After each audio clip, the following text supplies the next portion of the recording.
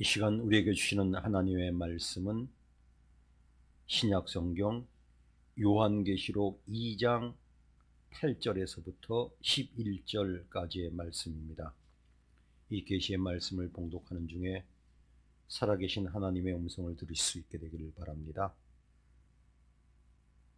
서머나 교회의 사자에게 편지하라.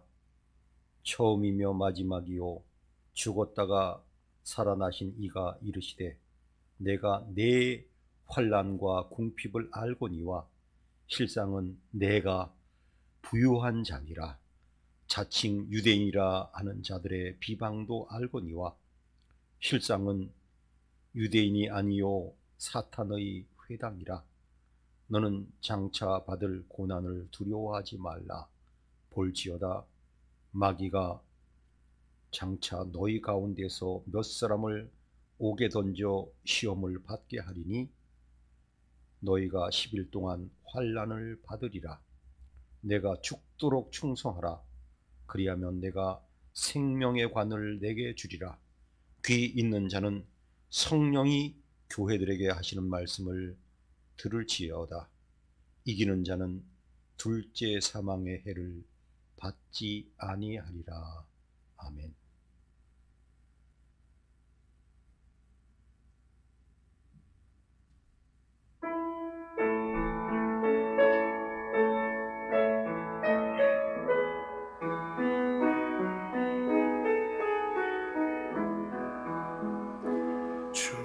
주께 두 손 모아 비나니 그 신 은총 베푸사 밝아오는 이 아침을 훤히 비춰주소서. 오 주 우리 모든 허물을 보혈의 피로 씻기어 하나님 사랑 안에서 행복을 갖게 하소서. 서로 믿음 안에서 서로 소망 가운데 서로 사랑 안에서 손잡고 가는 길. 오 주 사랑의 종소리가 사랑의 종소리가 이 시간 우리 모두를 감사하게 하여 주소서.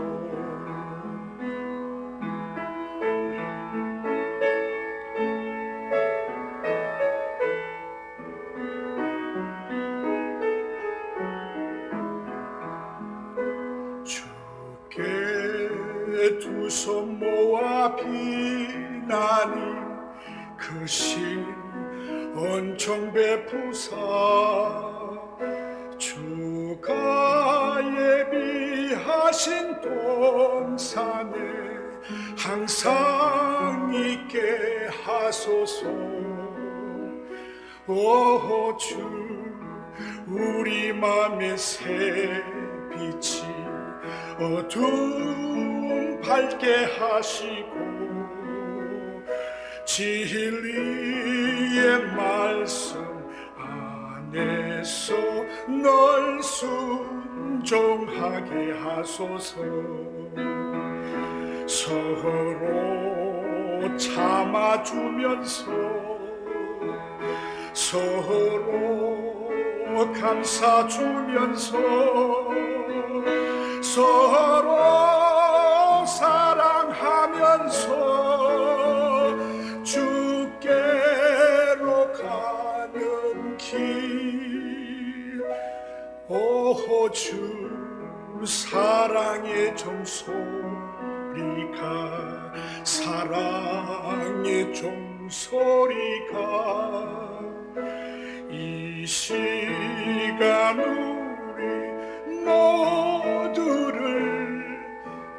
감사하게 하여 주소서.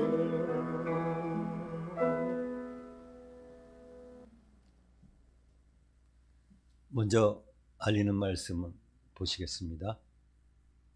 네, 이제 때가 되었기 때문에 뉴스에도 나왔지만 기부금 납입 증명서 발급 해드리고 있습니다. 늘 하시던 대로 필요하시면 신청해 주시면 해드리겠습니다.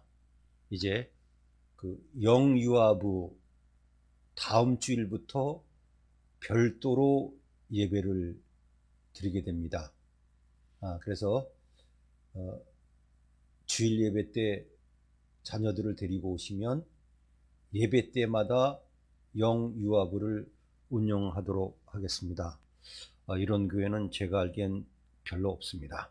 다시 말하면 오후 예배 때도 한 명이라도 데리고 오시면 그 아이 하나를 위해서 따로 예배를 드리고, 또 뭐 부모님, 어머니가 같이 드리고 싶으시면 같이 드리고요.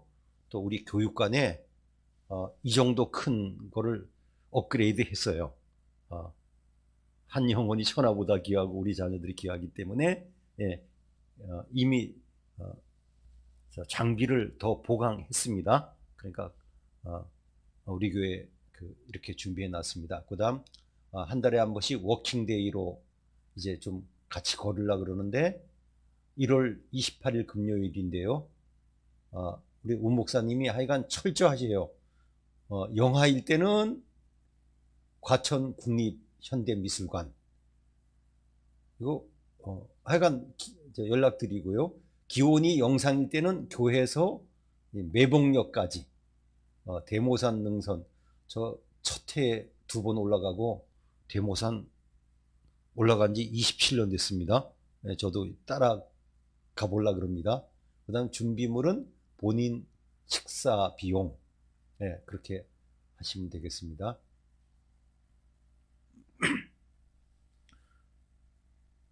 오늘도 이 자리에 나와서 예배드리는 교우들, 또 멀리서 영상으로 예배드리는 교우들께 하나님의 말씀의 위로와 또 말씀을 통한 격려와 말씀을 통한 은혜가 있으시기를 바랍니다. 우리가 사는 대륙을 아시아 대륙이라고 합니다. 다 아는 거죠. 언제부터 우리가 사는 이 대륙을 아시아 대륙이라고 했는지 정확한 자료는 제가 찾아보다가 포기했습니다. 뭐 하여간 그 언젠가부터 아시아 대륙이라고 합니다. 그런데 성경에 보면 아시아라고 하는 지명이 세상에 20번이나 나왔어요. 네? 아시아가요. 지명입니다. 그래서 어떤 분들은 우리 아시아 대륙과 구분하기 위해서 이 성경에 나온 아시아 지역을 소자를 갖다 붙여서 소아시아라 그랬는데, 제가 강의할 때마다 가끔 그럽니다. 내가 보기엔 아시아라고 하는 지명이 이 성경에 나온 그 터키의 한 지방의 이름이 아시아인데 거기가 원조인데 누가 겁없이 원조한테 소자를 붙이냐고 구분하기 위해서 누군가 그랬는데 저부터도 입에 붙었어요. 소아시아. 그래서 제가 이건 실례다. 분명히 아시아 대륙이라고 하는 말보다는 이 성경에 나온 지명이 먼저인 것 같다.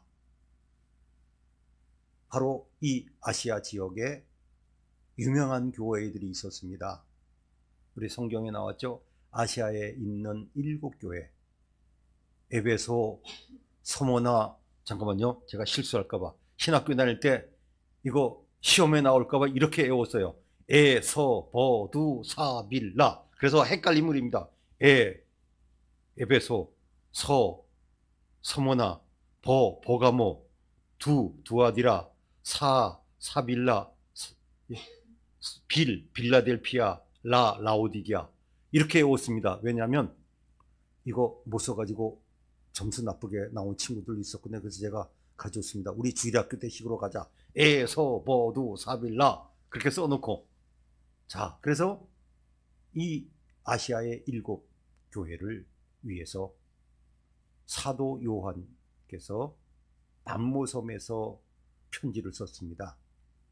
본인이 쓰고 싶은 마음도 있었겠지만 예수님께서 아시아에 있는 7교회에다가 편지를 보내라. 그런데 그 당시는 종이가 없던 시절이기 때문에 이렇게 귀한 문서들은 양가죽으로 된 두루마리에다 썼기 때문에 성경에는 두루마리에다 쓰라고 했습니다. 지금 사도 요한은 반모섬에 유배되어 있습니다. 이 아시아에 있는 7교회는 사도 요한이 목회하던 목회지였습니다. 요즘 우리는 참 가장 많이 쓰는 아주 끔찍스러운 단어를 익숙해진 시대에 살고 있습니다. 무슨 단어일까요? 격리. 그렇죠? 자가격리. 더 연장될지 모르지만은요, 외국을 갔다 오면 열흘 동안 자가격리해야 됩니다.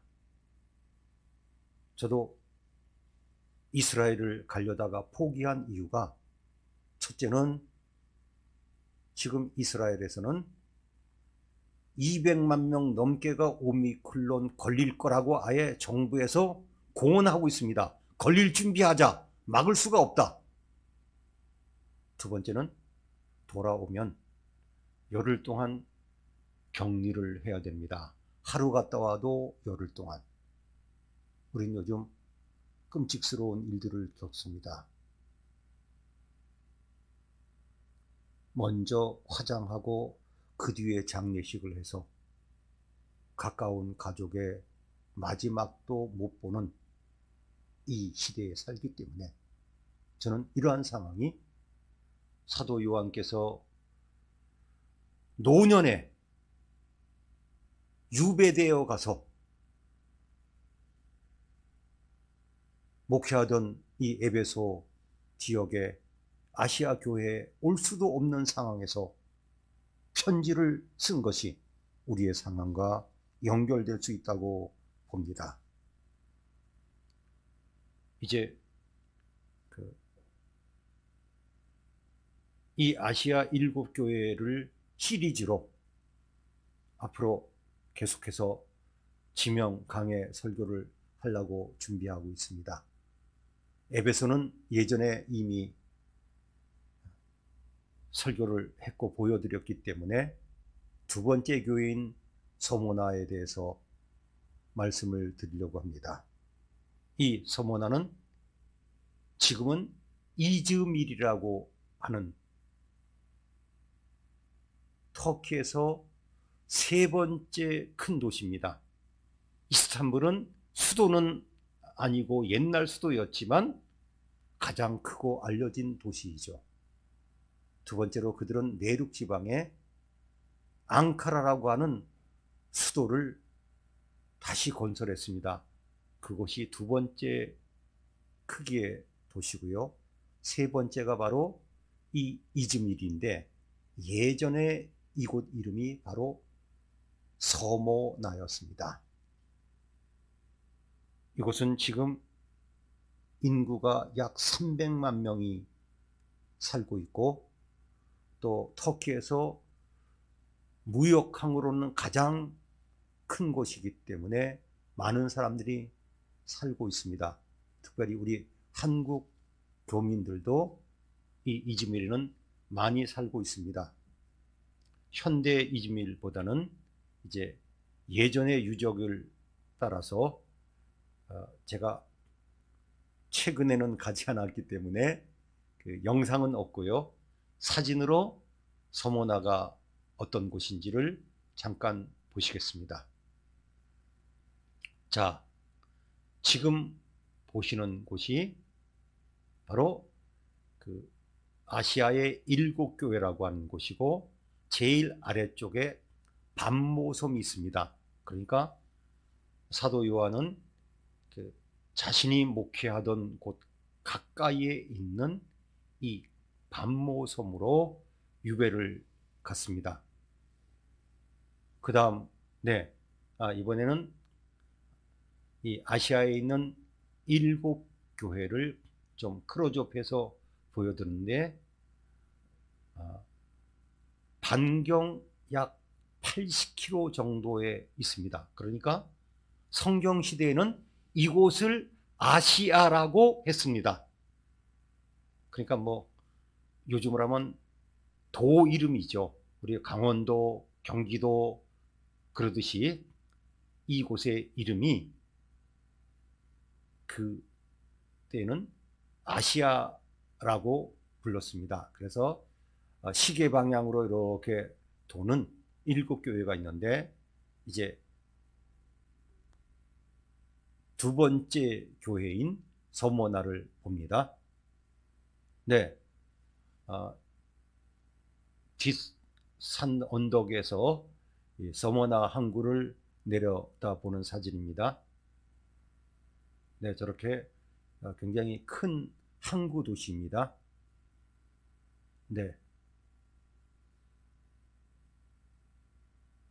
저렇게 그 지구본을 여러 곳에 전시해 놓은 것이 인상적이었습니다. 그 다음, 이곳은 미리 예약을 하고 가지 않으면 못 들어가는 곳입니다. 어떤 분은 혼자 가서 이틀 동안 기다렸는데 안 들여보내줘서 못 들어갔다 그러는데, 여기는 폴리갑 기념교회입니다.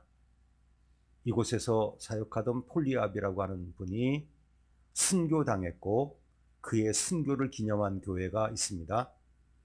관광객들한테는 오픈하지 않고 예약해서 들어갈 수 있습니다.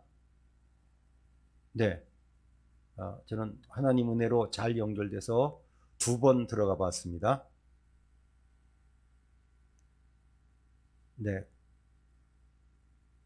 그 다음요. 여기에 있는 성화인데, 폴리갑이 순교당했는데 그때 회유를 합니다. 신앙을 부인하면 살려주겠다 그랬더니 폴리갑은 유명한 말을 남겼습니다. 내가 평생 한 번도 주님이 나를 배반하지 않으셨는데 내가 어떻게 주님을 배반하리라. 불가능하다. 신앙을 고수했기 때문에 화형당했습니다. 그 다음, 이곳에는 이제 그 시내에는 그 성경시대 유적은 이거밖에 없는 걸로 알고 있습니다. 그래서 잘 가지 않지만 그 시대의 그 유적, 아고라, 즉 시장터라고 하는 곳인데 이렇게 남아 있습니다. 이제 서울로 말하면 남산이죠. 이곳에 있는 언덕 위에 올라가면 고대 성체가 남아 있습니다. 성체 안내도입니다. 그래서 그 산 언덕 위에 고대 성체가 남아 있는데 관광객들은 잘 안 가는 지역입니다. 또 버스는 올라가기도 어렵고요. 그 성체를 이렇게 보여드리고 있습니다. 터키 국기가 보입니다.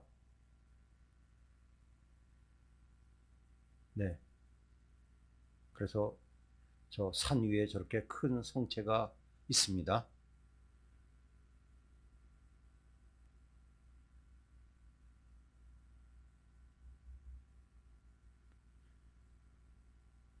이제 하나님께서는 서머나 교회에다가 편지를 쓰라고 하시는데, 이제 여기 보면 예수님은 자신을 소개합니다. 죽었다가 살아나신 이가 이르시되, 예수님을 너무 아주 간단하게 핵심적으로 소개합니다. 예수님이 누구십니까? 죽었다가 살아나신 이입니다. 이 시대는 이렇게 예수님을 간단히 소개했습니다. 왜 그럴까요? 그 당시는 신앙생활을 한다는 것이 너무 어려웠었습니다. 코로나 사태를 맞으면서 우리 교회는 어떤 단체보다 더 심할 정도로 예배 통제를 받았습니다. 저와 우리 우 목사님이 교대로 교회 입구를 지키고 있지 않습니까? 가장 자주 만난 분이 구청 직원입니다. 네, 구청 직원이 와가지고 사람에 따라 다르지만 다 체크하고 확인하고 갑니다. 제 평생에 경험해보지 못하던 어려운 시대를 우리는 가고 있습니다. 교회 인원을 정부가 방역 때문에 통제하는 시대에 살고 있고, 또 어떤 직장에서는 아예 교회를 나가지 말라고 통제하는 이 시대를 우리는 지금 겪고 있습니다.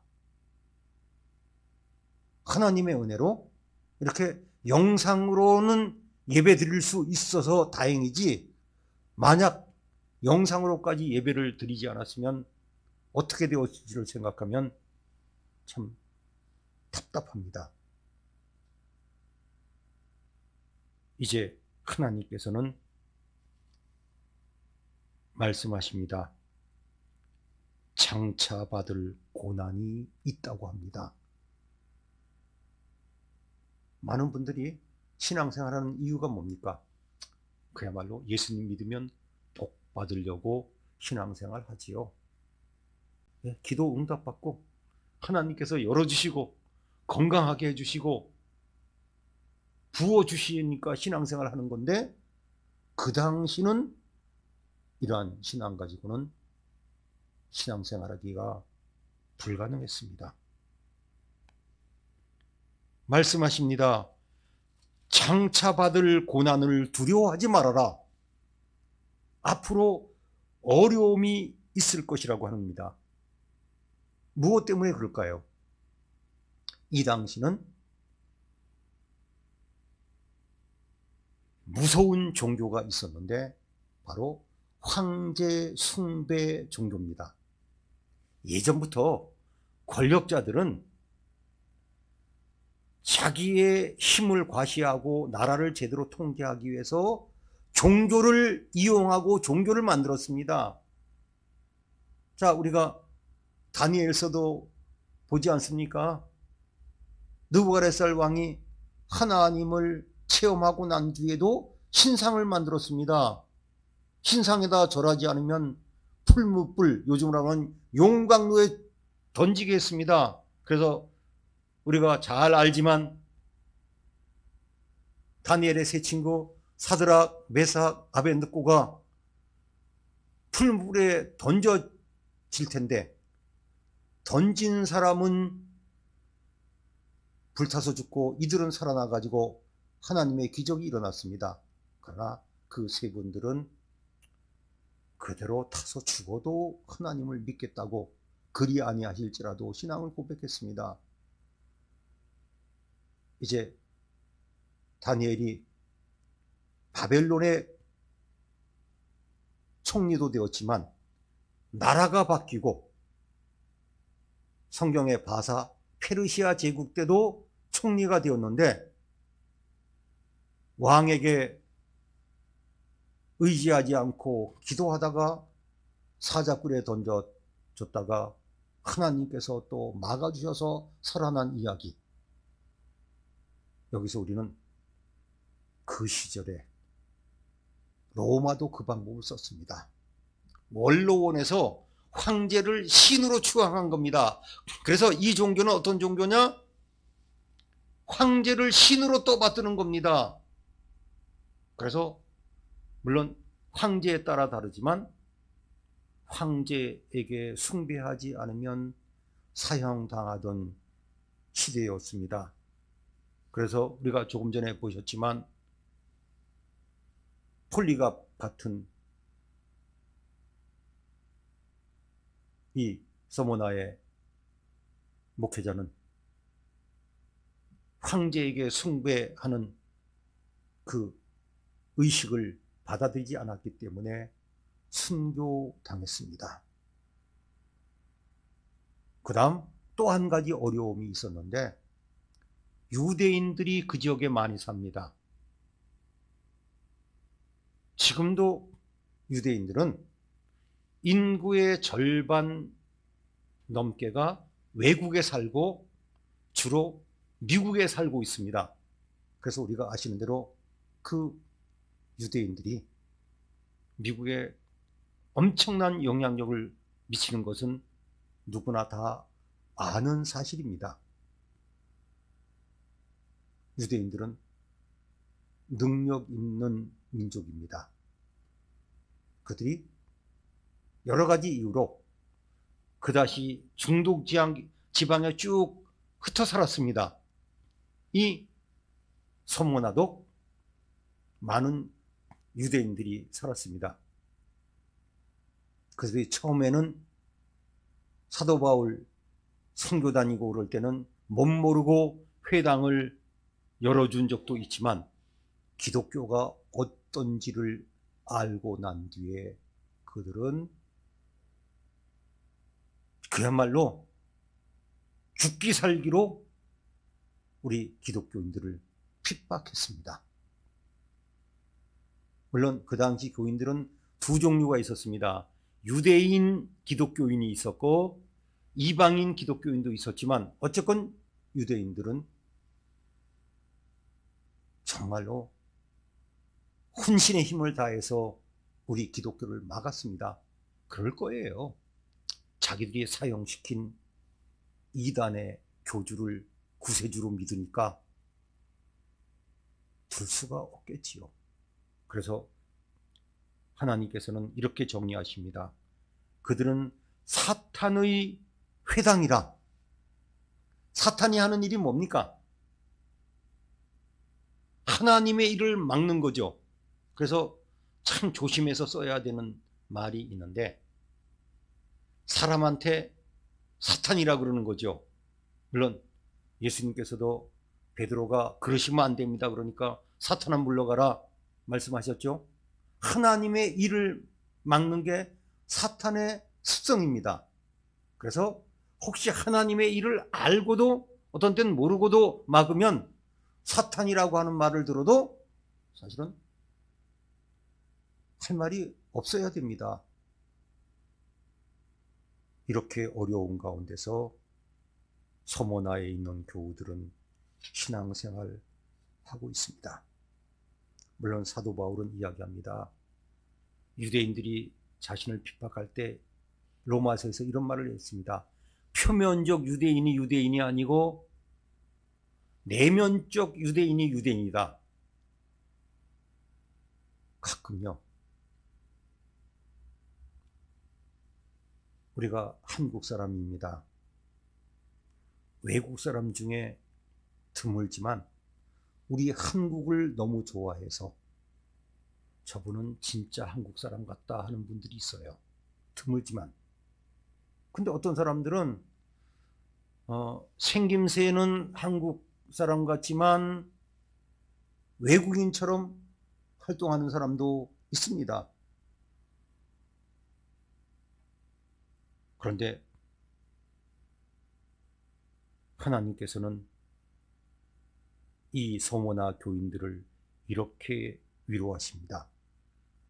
먼저 너희 자신들을 알아라. 너희들이 인간적으로 보기엔 환난을 당하고 궁핍하다. 신앙적으로 어렵지만 이렇게 핍박을 받으면 경제생활도 제대로 할 수 있을까요? 불가능하지 않습니까?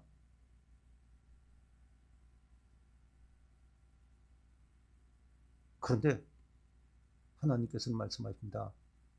너희들은 겉보기에는 가난하고 어려운 사람 같지만 너희들은 부유한 자니라. 제가 예전에 글을 그렇게 썼습니다. 부자라는 뜻이 꼭 물질적인 것만을 뜻하나요? 제가 교재에다가 그렇게 쓴 적이 있어요. 물론 우리는 부자 그러면 경제적으로 풍요한 사람인 것 같지만 아니죠. 마음이 부자인 사람도 있지 않습니까?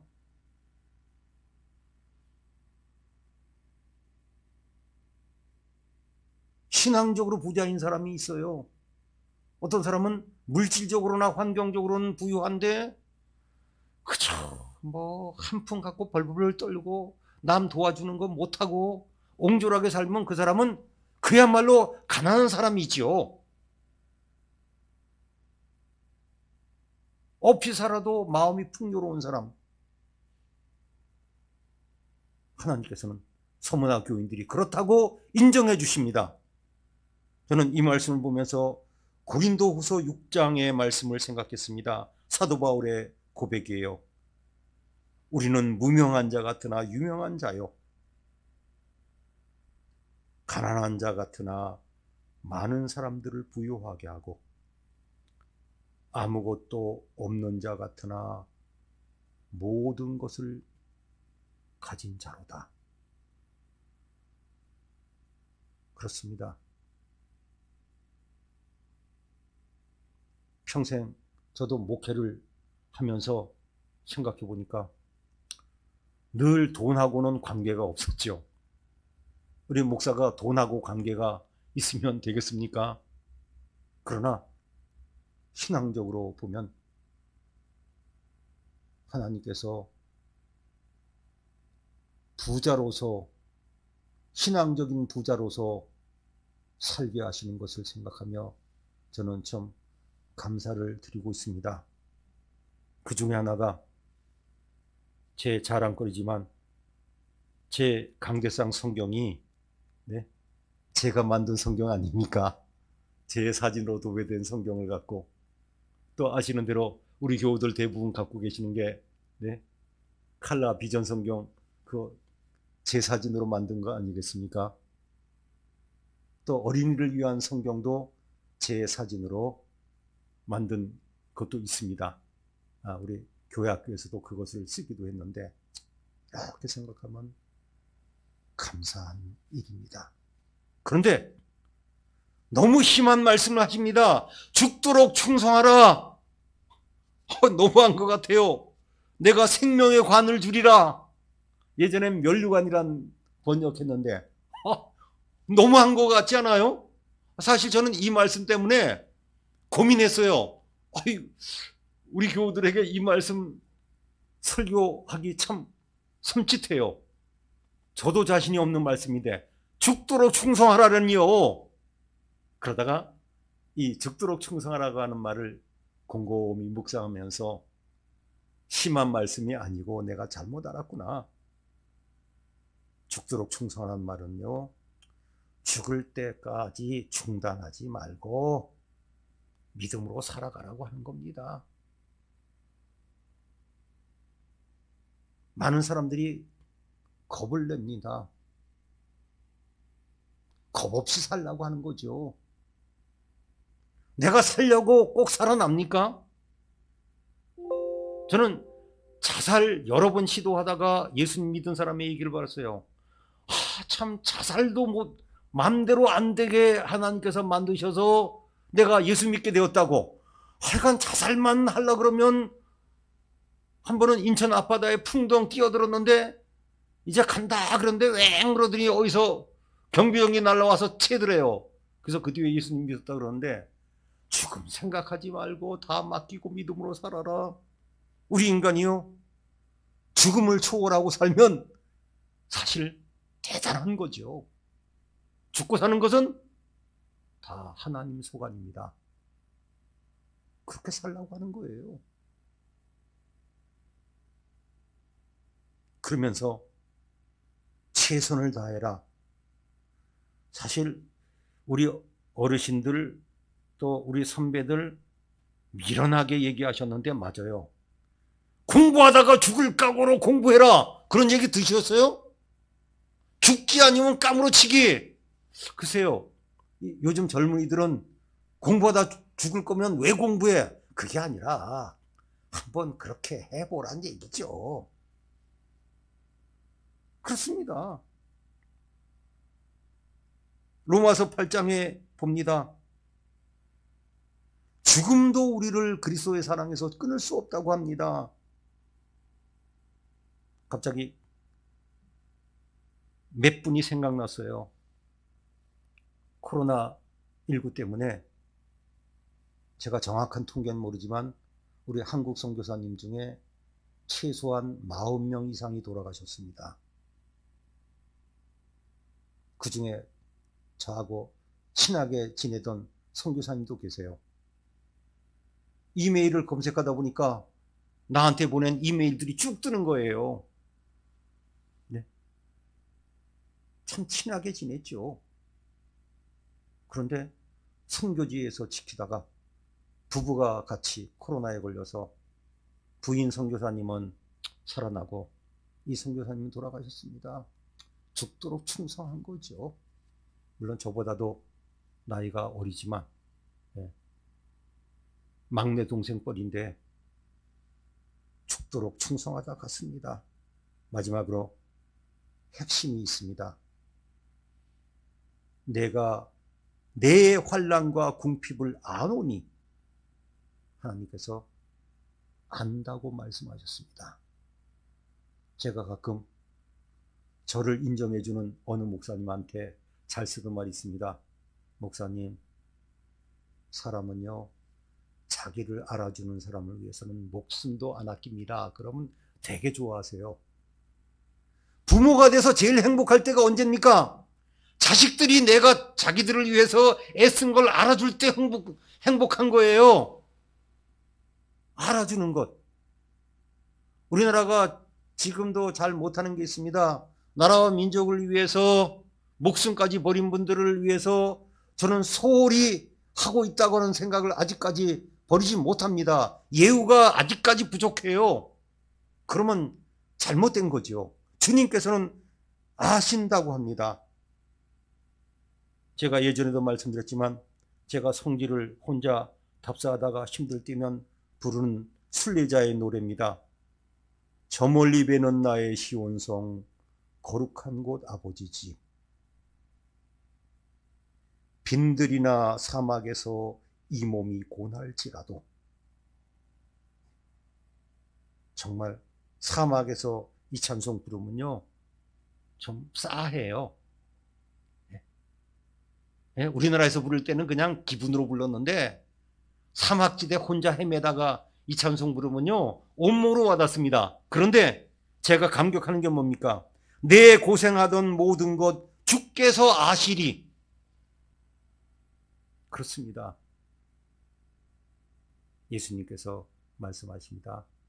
서머나 교인들의 모든 형편을 다 알고 계십니다. 교우 여러분, 우리가 힘들고 어려울 때 주님께서 내가 당하는 외로움과 괴로움과 외로움 다 알고 계십니다. 서머나 교회들에게 말씀하신 주님께서 이제 반드시 보상해 주시겠다고 약속합니다. 세상에는 보상 제대로 못 받는 일이 많지만 주님께서는 보상해 주시겠다고, 하늘나라의 면류관으로 보상해 주시겠다고 약속하시며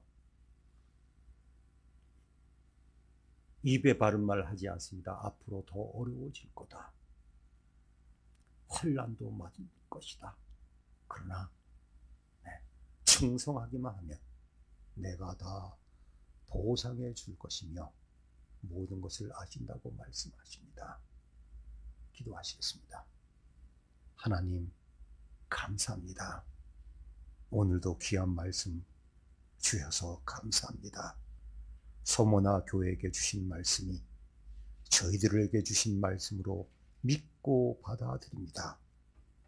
죽도록 충성하여 하나님이 주시는 상을 받게 하시고, 내가 고생하고 힘들게 살아가는 모든 것, 믿음으로 살아가는 모든 것 아시고 보상해 주신다는 믿음으로 어떠한 어려움도 믿음 안에서 승리하는 저희들을 되게 해 주시옵소서.